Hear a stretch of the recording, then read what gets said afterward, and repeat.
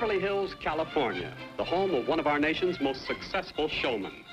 He's a comedian of long standing, one of show business' most daring producers. A man who always comes up with the unusual.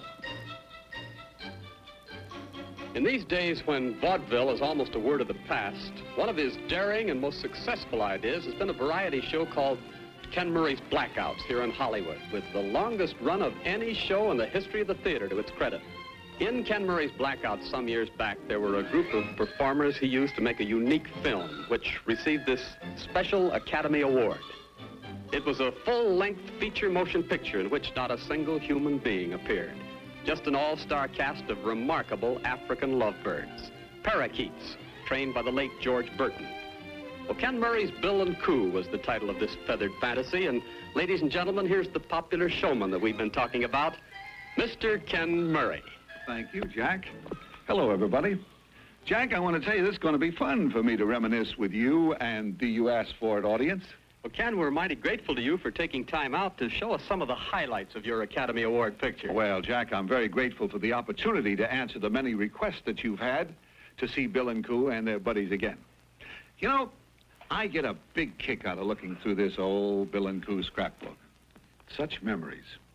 Who'd ever think you could dress up birds like people and act out a love story with drama and suspense? People used to ask me how it was possible to teach parakeets to perform such an amazing variety of stunts. The answer was very simple. Here was a man who had remarkable patience. He won the love of these little birds to the extent that they almost seemed to read his mind. Several years before George Burton auditioned his parakeets for our stage show, he was a hard-riding rodeo performer. As a result of a broken back, he was confined to the hospital for many, many months. One Valentine's Day, his wife bought him a pair of parakeets. These lovebirds changed George's life. I guess they liked him as much as he liked them, because before long he had a whole cast of the most conscientious little troopers in show business. After watching their remarkable performance night after night, I got the idea that we could make a full-length feature motion picture using only his parakeets. Believe me, Jack, it took some doing to photograph such a story, because we were asking parakeets to do everything that two-legged human beings might be asked to do in a real live drama. To show off the remarkable tricks of George's parakeets, we wrote into the love story a three-ring bird circus. Jack, let me show you some of the performers in this bird big top. There's the weightlifter, two ping pong balls painted black. Jack, there's an unusual thing.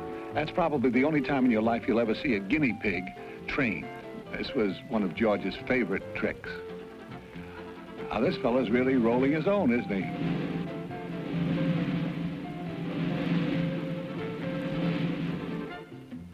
Oh, bottoms up Billingsley. It's a flagpole sitter. We'll just see what he does when he gets to the top. Oh, come on now, you're stalling. Come on, get up there. We don't have all night.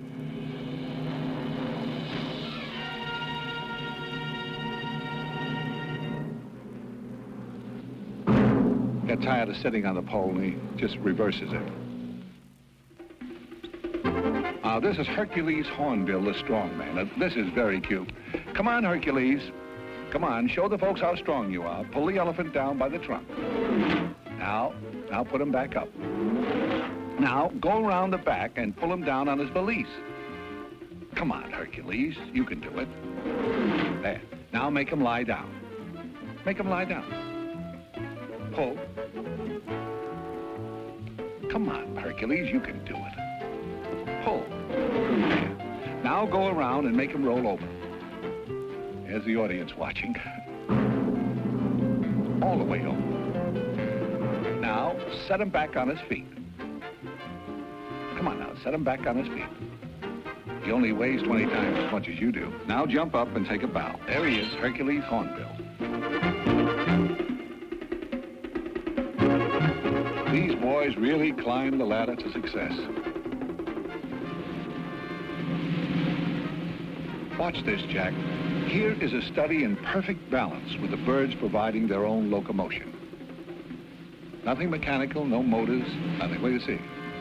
Look at that. I tell you got to feel that they were just kids having a good time.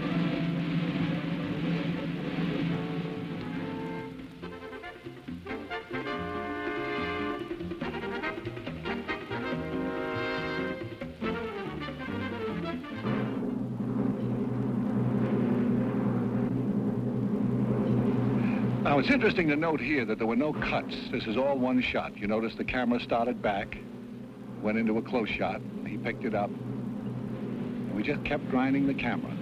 There was no place where we used dummies so that you'd know that the birds were really doing it.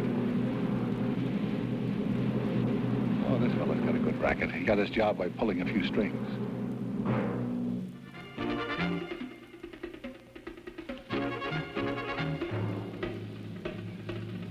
Of course, this is an amazing thing because fire is the greatest enemy that a bird can have.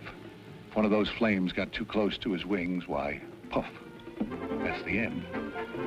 But it's interesting to note that during the entire picture, we didn't lose one bird or injure a bird or an animal. Not one injury during the entire picture. Of course, that was George Burton again. This is our prima donna, Tilly Titwillow.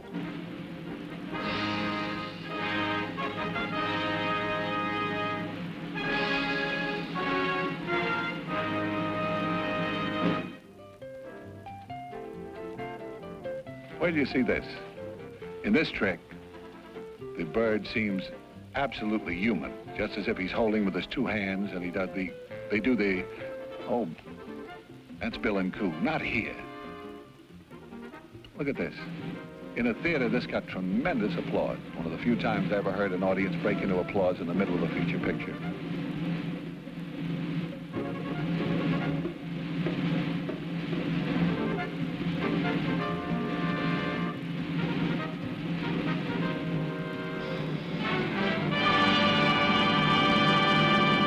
The circus is over and everyone's going home. Oh, that George Burton. He was a wonderful man. Well, again, Ken Murray, many thanks. I know all our U.S. fans will enjoy reading your entertaining book, Life on a Pogo Stick, and especially that revealing chapter on Bill and Coo, the man who talked to birds. Thanks, Jack. So long, folks. I'm glad you asked for it.